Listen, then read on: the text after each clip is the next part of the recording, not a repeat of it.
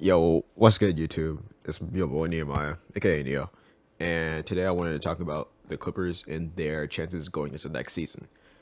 This is going to be more raw than the Bucks one because this is also in tandem with the John Wall trading or signing, and I definitely want to talk about that signing in tandem with the Clippers overall going into the next season. That being said, I think that they're my favorites going into next season.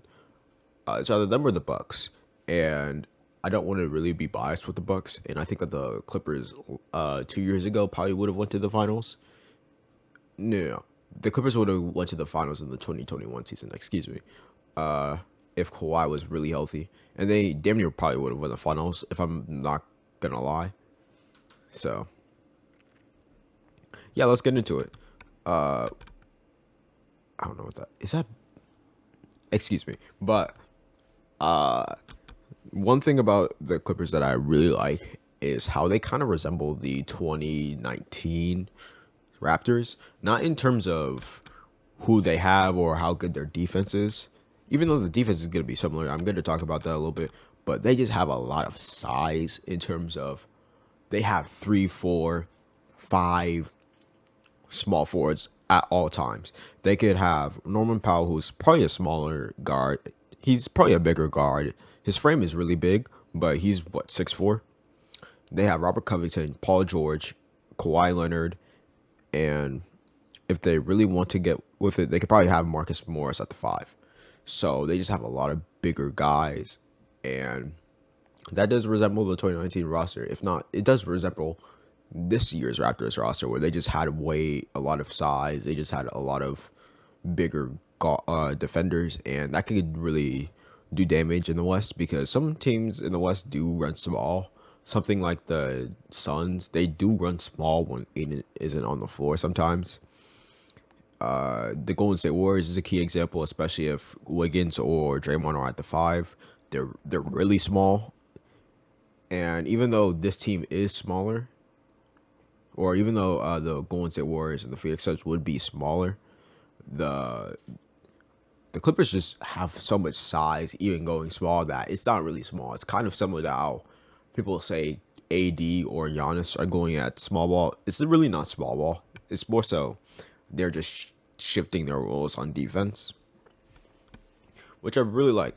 You know, they can even have Nicholas Batum if they re-sign him at the five, which is really good. I think one thing that this John Wall trade does, or signing, excuse me, what this John Wall signing does is give the Clippers a bit of playmaking that they didn't have, especially in the 2020 season, where they kind of flamed out because when the offense really just died because there was just no way they could consistently create a shot, especially with Doc Rivers coaching.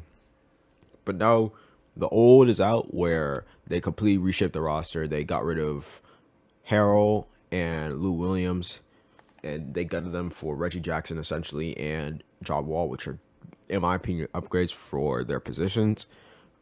They added Nicholas Batum, a good passer. Paul George has developed into being a better passer over the recent years.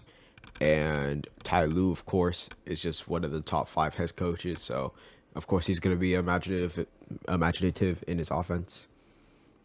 And I think that's going to be a real deal breaker when it comes to how good this Clippers team is compared to the previous years.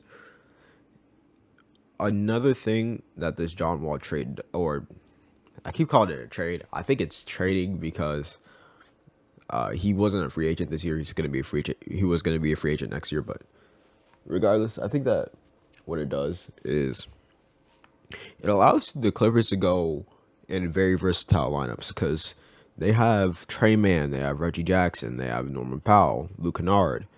They just have a really deep team, and they could just go with whoever and whatever is really available.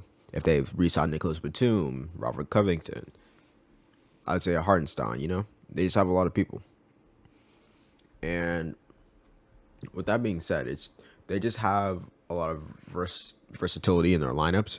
And if Lou Will thinks that this player is not playable in this series, but it's going to be very helpful in the next, then he has that ability now, and I think that's really dangerous going forward because they just have a lot of people that they could really just throw out there.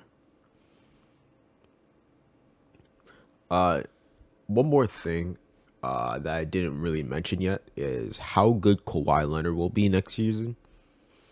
Now, going into the 2021 season, I was very skeptic about how good KD was going to be.